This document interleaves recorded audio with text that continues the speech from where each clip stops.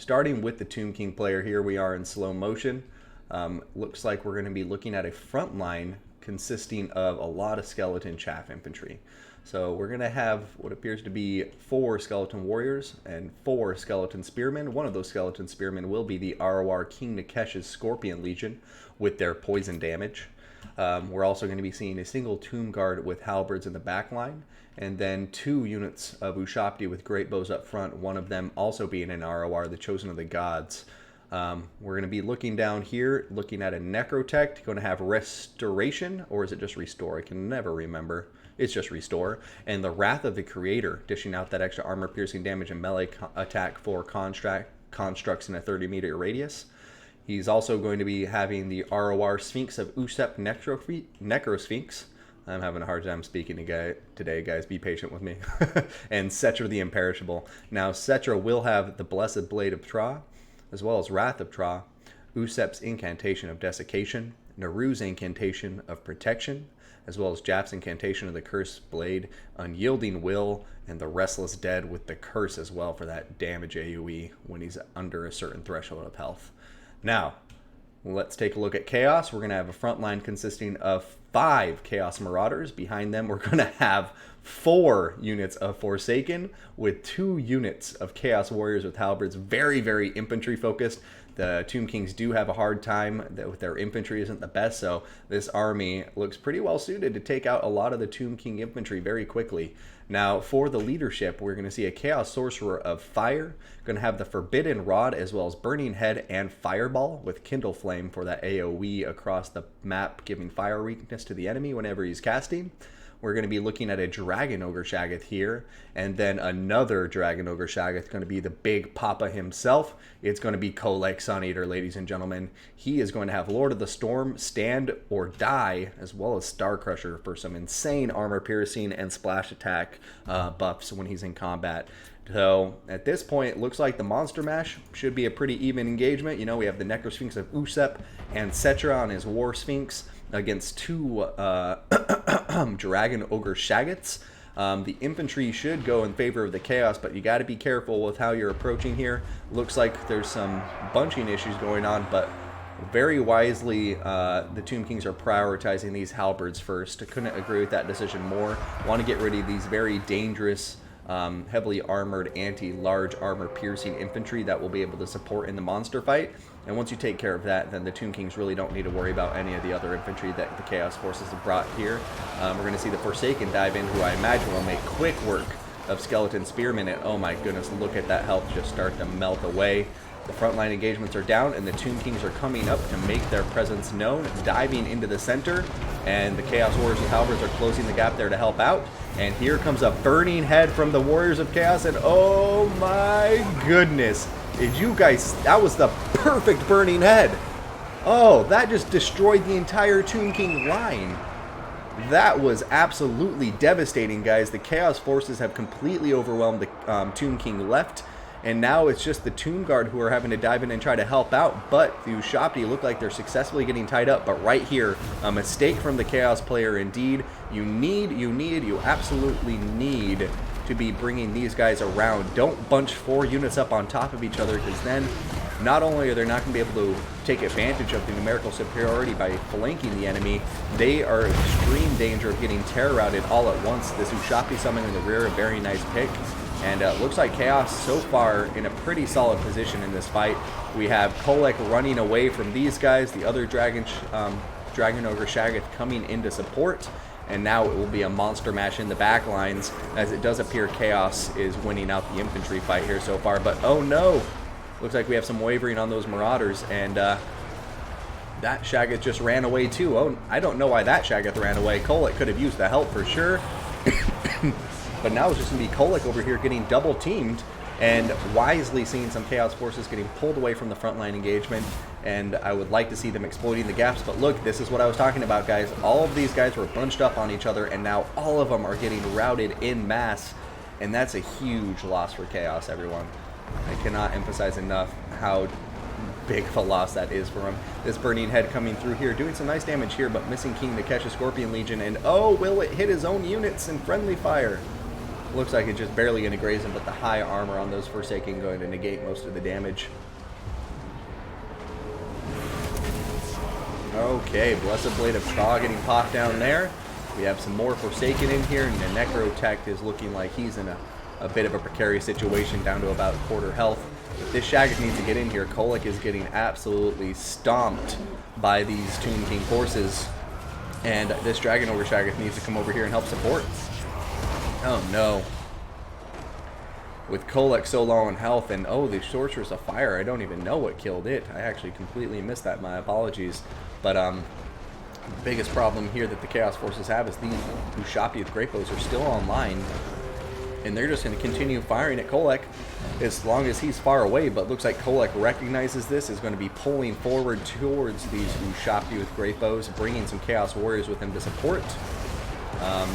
But yeah, this is an intense fight, guys. Very, very close. I'm not sure who's going to come out on top here, but the Tomb King leadership is in a bit of better health than the Chaos Warriors. You know, Kolek over here is very much wavering on the verge of routing, but now we have infantry support for Chaos, and that is going to make a huge difference in the combat. Oh, but Kolek getting staggered by the Necrosphinx of Usep, and even though Cetra the Imperishable is now taking some damage, you know, Kolek is down to 500 HP, which means he's almost combat ineffective for this battle, because as soon as he comes into range, he's going to get chomped down. But even as he tries to run away, look at this, guys. He's going to get targeted by the Ushabti with the Great Bows.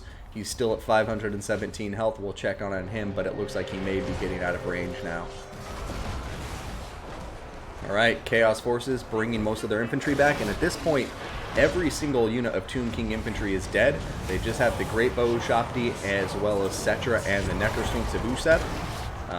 So time to see what they can accomplish here. You know, we have one Chaos Dragon Ogre that is still doing relatively well, has about 75% of its health left.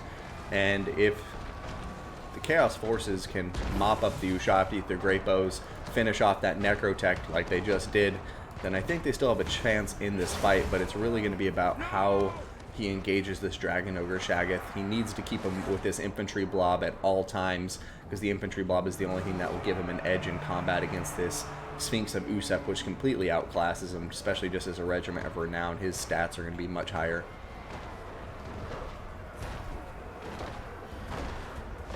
Oh my goodness, what a close fight. The balance power is in favor of the Tomb Kings right now. So, oh boy. Dragon Ogre Shaggoth is running, but he's going to get hit. The charge bonus is coming in and helping the speed of the Sphinx of Usep, and he is able to close that gap in spite of the Dragon Ogre Shaggoth's higher speed, which I wasn't aware of. 8 extra speed compared to the Sphinx of Usep. Here come the Chaos Warriors with their halberds on top of the Sphinx of Usep, and now I would love to see this Dragon Ogre turn around and start hitting Cetra the Imperishable, but oh man, the Tomb King player doing a wonderful job of keeping these Ushabti with Great Bows healthy and firing. I shouldn't say healthy, I should say just firing, because these guys still being online is a huge problem for the Chaos Warriors. There they go, they are completely dead. Now the Dragon Ogre Shaggoth may want to turn around to get on top of Cetra, but he's instead trying to get away, which is going to open him up for some rear attacks, as we just see there. He's getting staggered, and now it looks like this is getting out of hand for Chaos, as his Dragon Ogre Shaggoth just isn't doing good in combat against Cetra.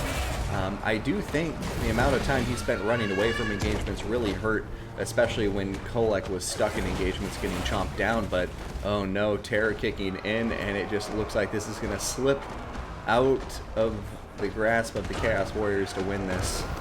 And the Tomb Kings will be victorious in a very, very close battle, though. Ooh.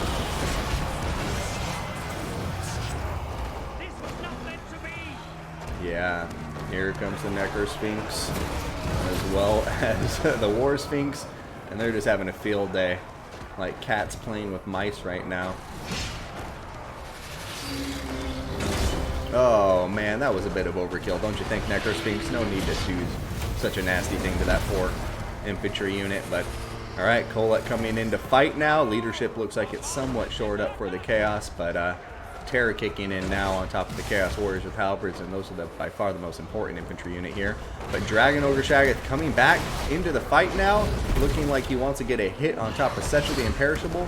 But even if he kills off Setra right now, I'm just struggling to see how he takes out the remainder of this Sphinx of Usep's health. Oh, another nice hit on top of Setra though, and this Dragon Ogre is not going down without a fight, but it does look like he is going to go down nonetheless. So a GG to both players, but the Tomb Kings being brought by Sadao going to be victorious in this second match. And also, you know what I never did? I never once updated the scoreboard. Silly, silly me. Silly, silly me. My apologies, everyone.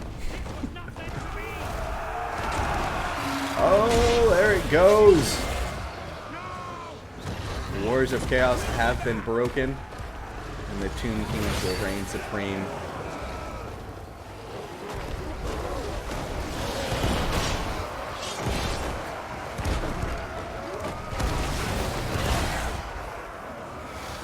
Oh, Setra, you are wonderful. And that's going to be a GG, guys. So, first round, this first best of 3 going to go to Sadao in a 2-0 fashion.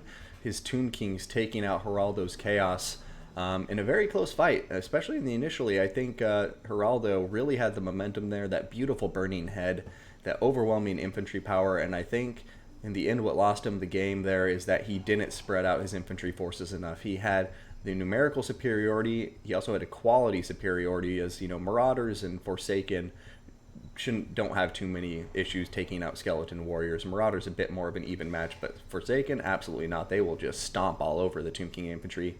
If he would have made his line a bit wider, exploited the flanks, wrapped around, gotten on top of the Bo3, I think he would have won that battle without too many issues. But 135 kills on that Sorcerer of Fire, very well played to him. But Sadao, look at these kills on Setra the Imperishable and the Sphinx of Usep. I think this is a matter of Sadao just really recognizing what units he needed to win the game, and you know, biding his time, using those key units, the Ushabti, the Necrosphinx, etc., as well as the Tomb Guard with halberds to get the bulk of his damage done, and just like buying time with all this cheap infantry. So very well played to Sadao there from the